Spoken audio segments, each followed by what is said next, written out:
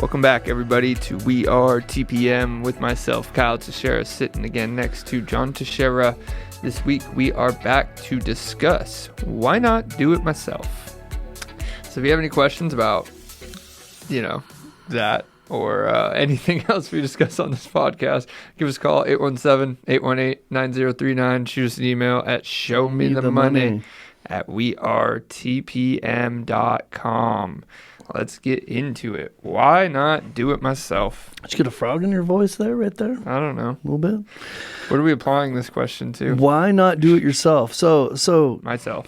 we're talking about property management here, right? Yeah, we're talking about renting, like you have a rental property, and should you do it yourself? So that's probably the best subject matter to talk about with that question. So we kind of want to do a little bit of a reset with this, right? And start fresh a little bit from, why we do this, right? It's about helping people build wealth, but more specifically, it's about helping people build wealth by sharing the pains and the victories that come with owning a rental property, right? Yeah, I think we're going to break some of that down in later weeks, but in reality, it's I guess we want to take a high-level approach to this. Why not do it yourself? It brings into the fact that our passion for doing this is to help people build wealth with real estate. Well, wealth isn't just a number. Wealth to me and to us isn't just building a bag of money or a bag of assets or any of that. Part of being wealthy is being happy, right? You have to be, it doesn't matter how much money you have if you hate what you do, and all that stuff, right? So I love it. That's the first answer. Why not do it myself? The first answer to that is, it kind of sucks to do it yourself. It kind of sucks. Why do you want to create a job? Did you buy a rental property so that you can have a job? Like, you can just go get a job if you want to get a job. It pays money too. Yeah, there's a lot less risk. Downside is less. At least your upside in that scenario. So I like your I like the way you took that, Kyle. Passion, vision, right? And legacy, right? I'm sitting here thinking about, I'm the older of the two of us, clearly. And so I'm thinking about legacy for me, right? Like, as I do this, I think about, you're probably just now thinking about it with having your first son, but having something that you can not just live out your life with, but maybe pass on to other people so that they can live out their lives a little bit better, right? Yeah, I mean, in bringing it back to that, I mean, even part of that is, you said I just had a son. Having time with your family is a way of having a wealth of time, right? Even if you do hate your job, at least you have more time with your family if you build wealth through real estate, or give you more freedom, because that's really what I meant. That's what everybody strives for when they want to be wealthy. They want freedom. I love where this conversation is going, but I think we need to reset and retitle it, Why Buy Real Estate? And just do another separate podcast about why you should have us manage your property for you. We already talked about, buy it all, but once you own it, this is what makes you wealthy with it, right? This is how you build that wealth with real estate is, there's certain things you should do yourself. There's certain things you shouldn't, so. So here's a cool analogy I thought of. So we have some friends that just opened up a ice cream shop recently, right?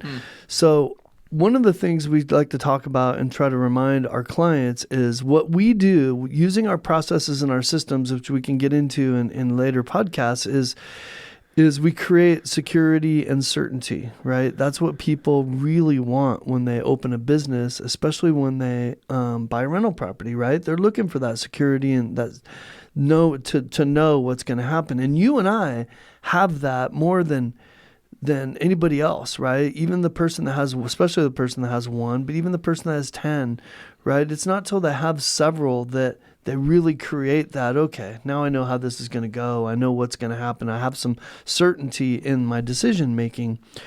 And because we manage so many, we have a lot of that certainty. So my analogy that I was thinking of was an ice cream shop. If you were looking to open an ice cream shop, and I'm going to make up these numbers, but let's say the average ice cream shop sells 400 to 500 cones a day, and you had an opportunity to buy one that with certainty sold 750 to 1,000 a day. That's a slam dunk decision, right? Like you'd rather do that than, even if you're paying somebody something a little bit, rather than trying to figure it out and sell 400 or 500. Right? I get what you're saying. If my desire is to open an ice cream shop, yeah, Right. you're talking about franchising versus just making your own brand, right? Somebody's already got the systems. It's already done. They're going to do it all for you. All you got to go in is check in and check out, and you're going to sell 750 to 1,000 cones, Mm-hmm. and make a little bit less per cone, maybe just a tad bit, right? But if you try to figure it all out, you're going to be there for 18 hours a day. You're going to make a bunch of mistakes. It's going to cost you a bunch of money, and you're only going to sell 400 to 500 cones. Well, yeah, exactly. I mean, That's a good investors analogy. make these analyses all the time throughout the rental property process, right? They analyze deals before they buy them. They analyze estimates and contractors and work that needs to be done based on how much it's going to cost versus how much it's going to reward, what's the cost reward. And then they get, then they'll figure out if they're going to sell it or rent it based on the same analysis. You analyze all these things in the steps of the process of building wealth with real estate. And then they get to the property manager and they're like, nah, I'll do it myself. I'm like, but they don't look at the numbers. They don't look at the time, the energy, the on-call, all this stuff that goes into it. And I think when you actually analyze those numbers, which is what we're going to talk about, it makes sense. They make sense just like the other ones. Like you don't renovate the whole house yourself, right? Right. Nobody even questions that one most of the time. Am I going to hire someone to flip this house? Probably. Some people do it themselves. We've talked about that, but there's the time. Sit on the couch and paint cabinets. But there's a time consideration there, right? It's going to take you longer in most cases than a contractor. That you can get into why you should pick contractors based on time too. Okay. So let's keep this high level. I'm sitting here thinking we're trying to keep it high level. Let's keep it high level. So cost. We've talked about that, and we dive into that. That's a whole nother podcast. But the bottom line is, shouldn't you do it yourself? I guess I'm changing it up a little bit. Can you do it yourself? Yes, you can. Why shouldn't you? Because it'll cost you a lot more for a whole bunch of reasons, right?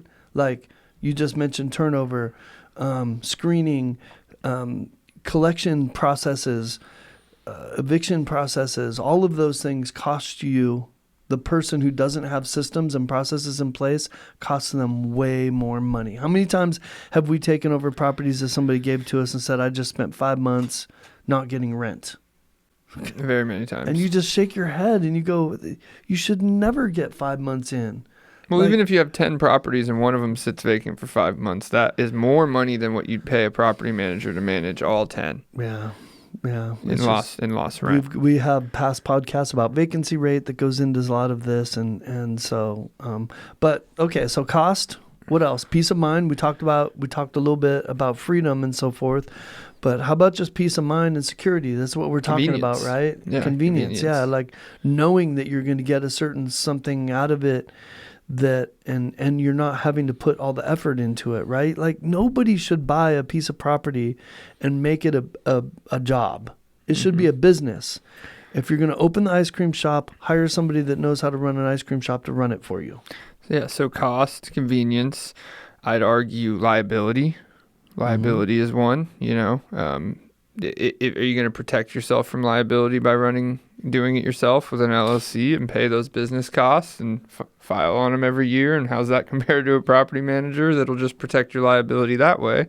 That can be a big one because people are a lot more likely to sue a landlord than a property manager in most cases. Yep. So we won't dive into that. We'll just keep that high level. I think value would be the fourth one. Getting value out of your property, whether it be a higher rent rate that you can go get yourself that offsets those management fees, or value to the tenant because they actually have systems and processes on their side rather than having one point of contact and one way to pay and all these things. Fifth one that our host is helping push us towards is emotions, right? We've never talked about emotions, so we got to dive into this one. Fear-based decisions. Emotion-based decisions are removed from the equation. as much as they can be. Here's one that's the biggest one. Can I give you what I think is the biggest one? We're kind of going through all the obvious ones. Can I give you the biggest one? Go ahead.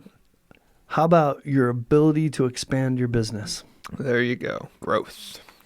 I mean, you know what I think about? I think about the Seatons. They were the first podcast we did with Kevin in January, right? Actually, was it just, yeah, they were both here. One of the first, but yes. And what a blessing they have been to this podcast. And they're a great example of, I think they dumped 30 properties on us, 35, something like that. And they were doing it themselves. And they just got to a point they're like, man, this is too much work and this is a job. And they couldn't dump the keys on our desk fast enough, right? As soon as they decided, they were like, bam, bam, bam. And you know what they did since then? They've expanded quickly to like over 100 doors because they had the time now to focus on growth. It's passion. A lot of people get passionate about building a rental portfolio, Right. get passionate about the building part, not the sustaining part. Not the task part. Yeah, not the management part. You know, Right. they get passionate about finding deals and getting good deals, closing deals, going and finding new ones. You know, that initial acquisition, you know, that's what they were passionate about. That's what drove them further in it. But when the management part of it became too much of a PIA, it stopped the growth. It hindered the growth. And then they were right back at it, you know. They handed over right back at it. So everybody does this with every business they open, right? Well, in the management, as you grow, the management of it is going to grow in comparison to, it's going to become harder. You know, managing 10 is harder than managing 1. That's just a numbers game. Yep. You know. When Warren Buffett buys a business, I guarantee you he doesn't jump in and start running the business, right? He makes sure that there's good people in there that manage the business for him, right? Because he's got a whole bunch of businesses. You love bringing Warren Buffett up as if he buys businesses all Elon the time. Musk, who do you want me? He does. He's constantly buying businesses. He's buying stock in businesses these days. He's not buying them out, but yeah. That's happened before. I happen to know of what you're several saying businesses is that he's when he actually overtakes businesses, yes, he puts in a good board of directors to run it. You know, he's generally not That's how even you on build that. wealth. I mean, that's how the rich build wealth. That's how we should be building wealth, even if we're not rich, right? That's the same principle. It doesn't matter what level you are at.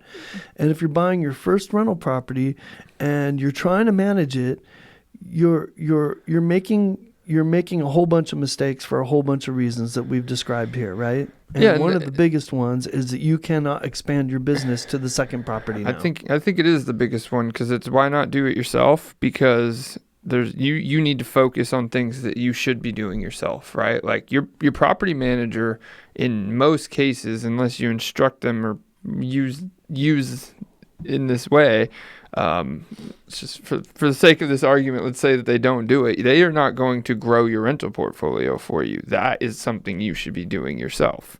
Now, can your property manager also be a realtor and those things happen? Yes. But the point is, you need to be able to focus on growth, not the weeds, right? Yeah, absolutely. You can't. I mean, I assume the reason why you decided, somebody inspired you to buy real estate for rental property for all the right reasons, and then you get the rental property and you do all the wrong things for the opposite reasons, right? Mm-hmm. Like, I want freedom, I want passive income, I want, to build wealth for my family, and then you jump in and end up being a property manager and you got a job now.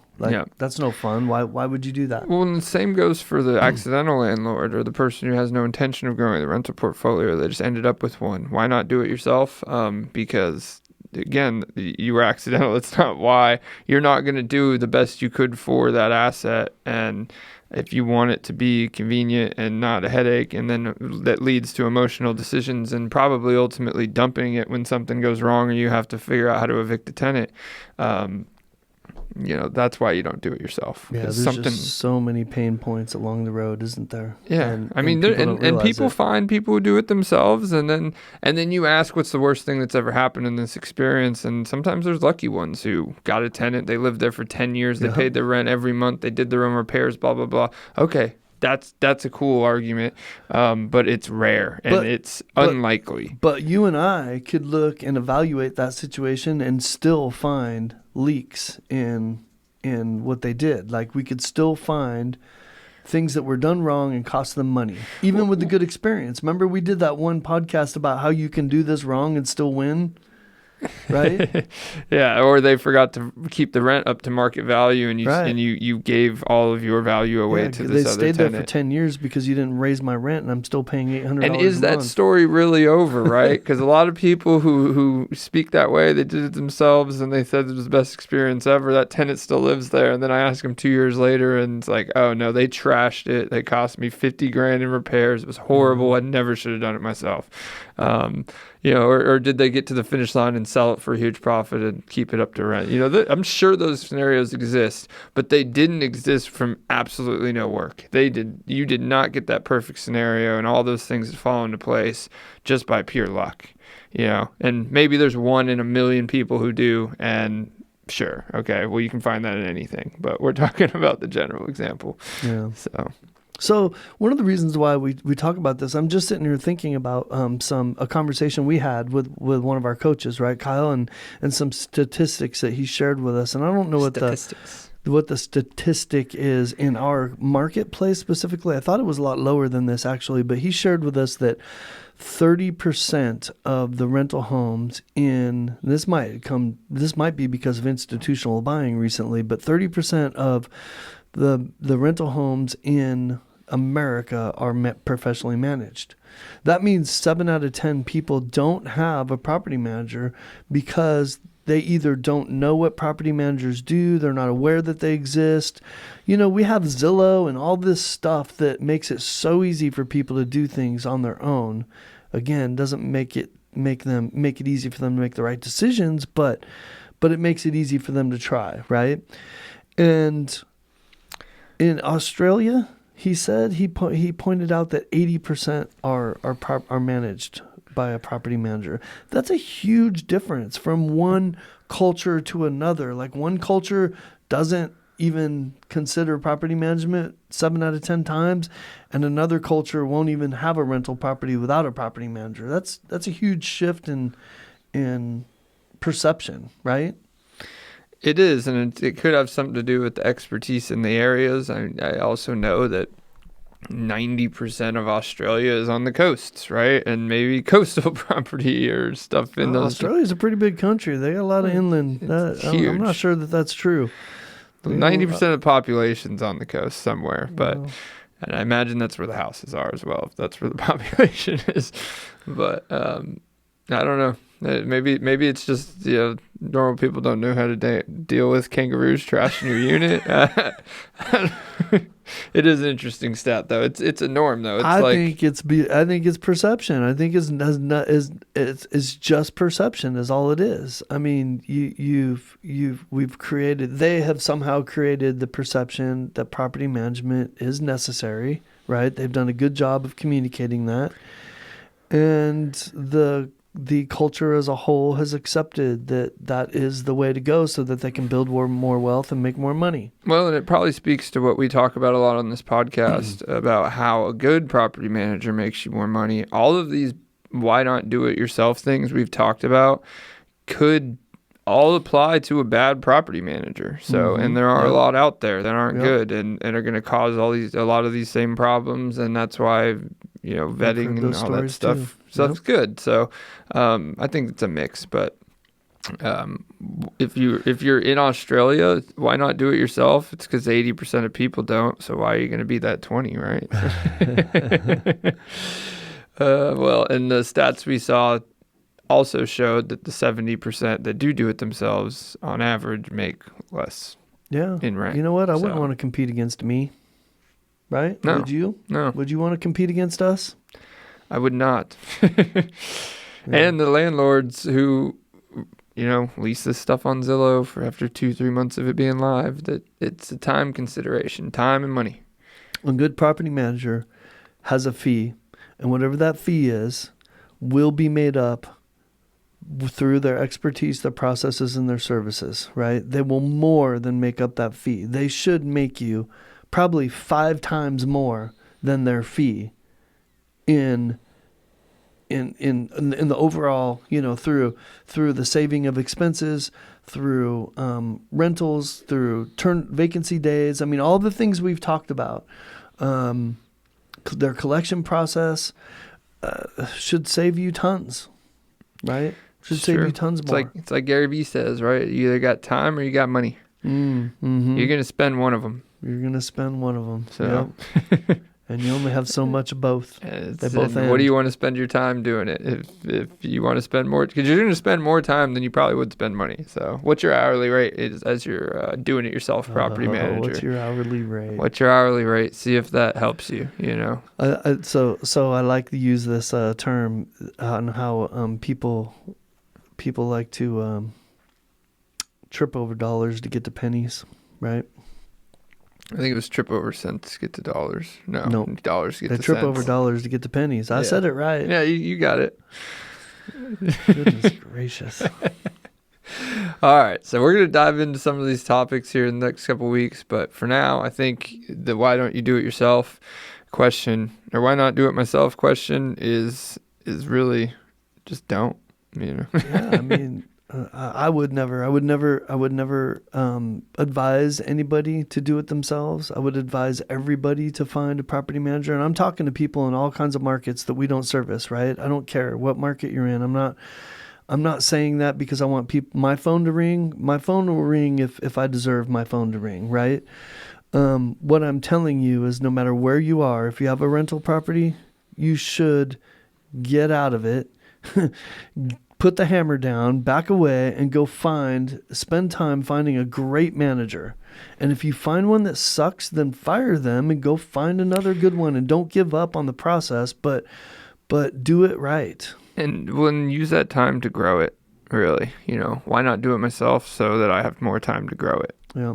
That's the real answer. So you can go do more. We could do a whole podcast of why you don't do your taxes yourself anymore, right? It's the same thing applies because it needs to be done right. Yeah. Or it can cost you money. And that bank account that you hopefully have set aside for your next house, right? That this house is maybe funding will grow so much faster. It just will. It'll grow faster. So do it. Close us out, Kyle. All right. You guys have any questions about why not to do it yourself, or just want to re-listen to this podcast and need a link, give us a call, 817-818-9039. Shoot us an email at showmethemoney@wearetpm.com, and we are out.